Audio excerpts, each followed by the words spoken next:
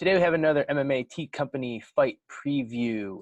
Today coming in live is Kasim Ruffin. He will be fighting for Ultimate Battlegrounds on December 5th down in Myrtle Beach, South Carolina.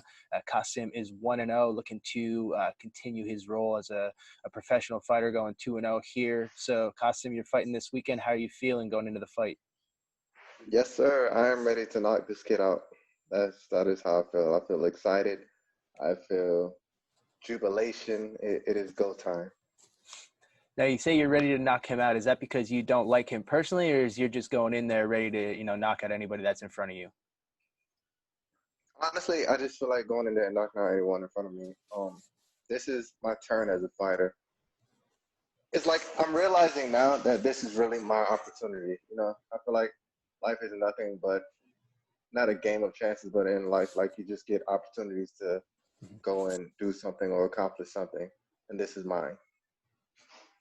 And I Like think, that's where you're at in your career, 1-0 as a professional, and with everything that's going on in the world, it doesn't take a whole lot of stringing a couple wins together to really get noticed on that national and worldwide stage. They're pulling guys up to Bellator, UFC that are, 3-0, 4-0, taking short notice fights. So is that something that, is also a motivator for you fighting during these weird times? so. I had a chance to fight on Bellator. It was and it was against a person who I've wanted to fight for a while now. It's not because like they're a bad person or anything. I know it's another person who would actually stand with me and it would have been a good fight. But I just couldn't get the medicals that they requested in time. So knowing that there's people out there looking, they're like, oh yeah, we see that kid. It's like, yeah, we got to pick it up. It's time to go. Yeah, absolutely. And it is go time for a lot of fighters in your situation where could be the call at any time, like I said. So are you kind of training to just stay in shape at all times? Were you putting in an actual camp for this fight? Was it something that you were training for beforehand? I know you had a couple fights fall through in the past where we're going to talk previously and then they fell apart. So what's your training schedule been like with these kind of weird times for you with fights falling out?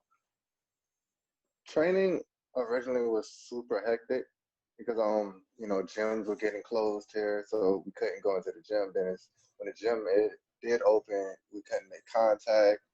Um, my job had like cut people, and then they hired people back, but people didn't want to come back, so I had to work a bunch of overtime. It got super hectic, but I have great coaches. They found a way to make it work to keep me in shape.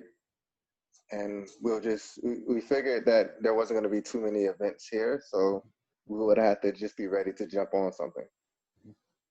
Yeah, and that's kind of the mentality of everyone at this point, that staying active is you never know when you're going to get a call for any promotion. So everybody's kind of just training, doing what they can, and then pretty much saying yes to whatever comes their way. So with that being said, this opponent that you're fighting, is it someone who you've had your eye on? Is it someone who kind of was just presented to you and the matchup made sense? Or where's your head at with choosing a fight during a pandemic?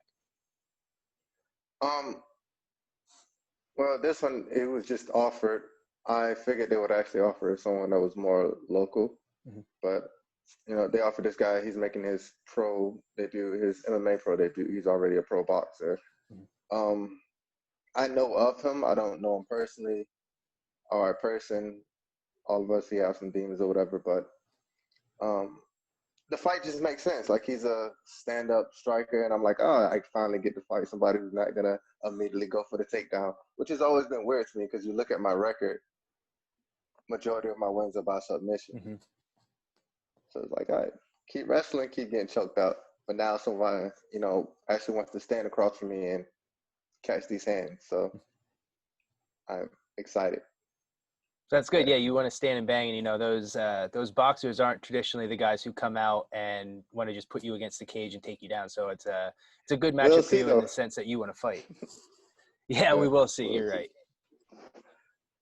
This wouldn't be the first person who was supposed to be, a savant when it came to striking or whatever, and immediately dove for the legs. I mean, I don't mind though because I like wrestling. To be honest, is the reason why I do MMA and not just Muay Thai or boxing or kickboxing.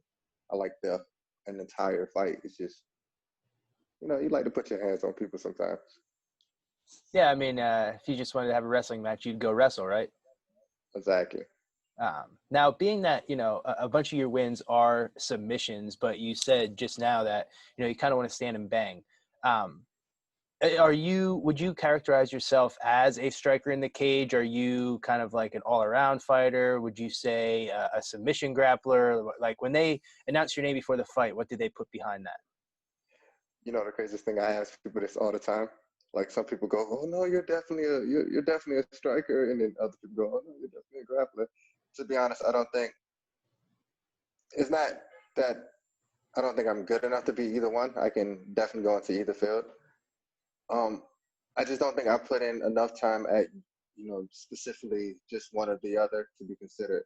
Like I wouldn't consider myself a striker where when you have like your Izzy's and people like that out there, who like that's their life. You got your I'm so mad I'm forgetting his name, but you got like your Mayweather's. That's not who I was forgetting. Uh, my Muay teacher's gonna beat me up. It's crazy.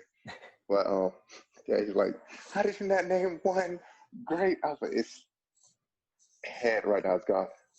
But like not Boyka. Oh Jesus. All right.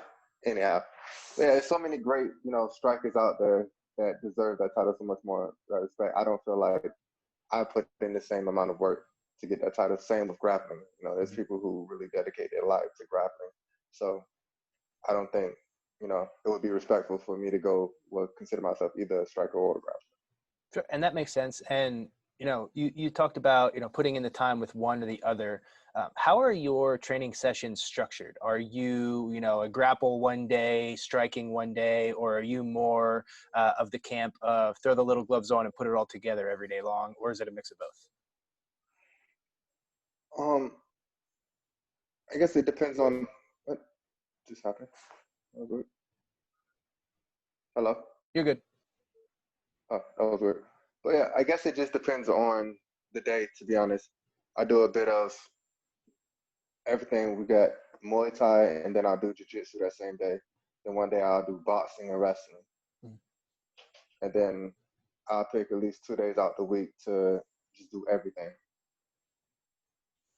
And then do you add in any kind of strength and conditioning, whether it's lifting, CrossFit, running, anything like that?